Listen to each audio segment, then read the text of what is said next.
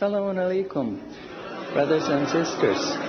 I want to just briefly tell you, I'm sometimes asked, how come you're a Muslim? And I tell them, well, God showed me that I'm a Muslim. For the first 35 years of my life, I was a disbeliever. I knew there is no God, I didn't see any need for God, and I didn't believe in God. But ever since I was small, I was interested in science. And as my knowledge of science grew, 25 years ago, in basically a flash, I came to the conclusion that the universe is so perfectly made and everything so perfectly matches together that there must be God. So in 1 second, I went from certainty there is no God to certainty there must be God and only one God.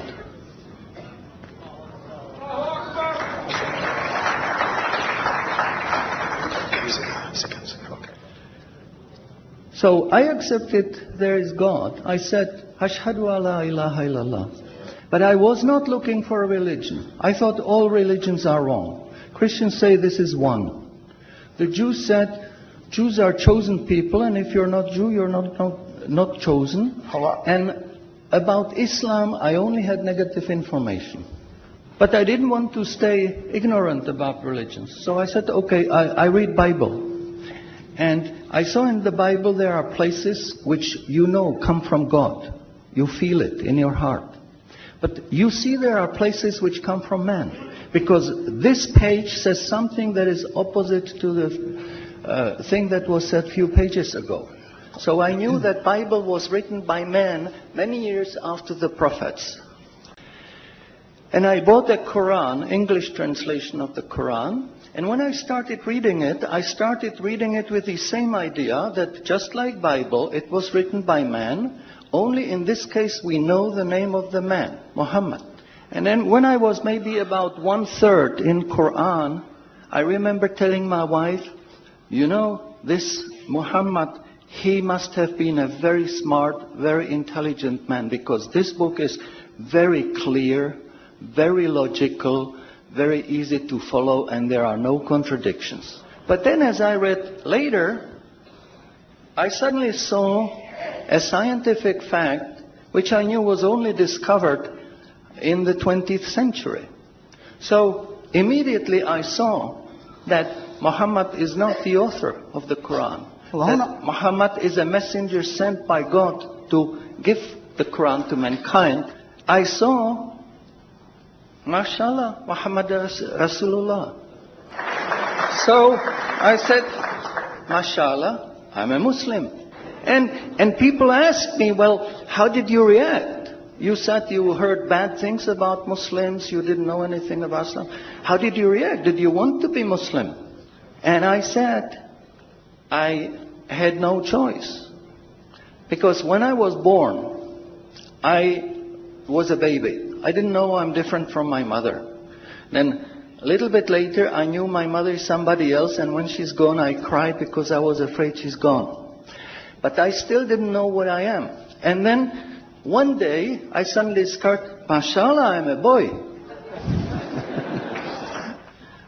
And nobody asked me, what did you do? Did you want to be a boy?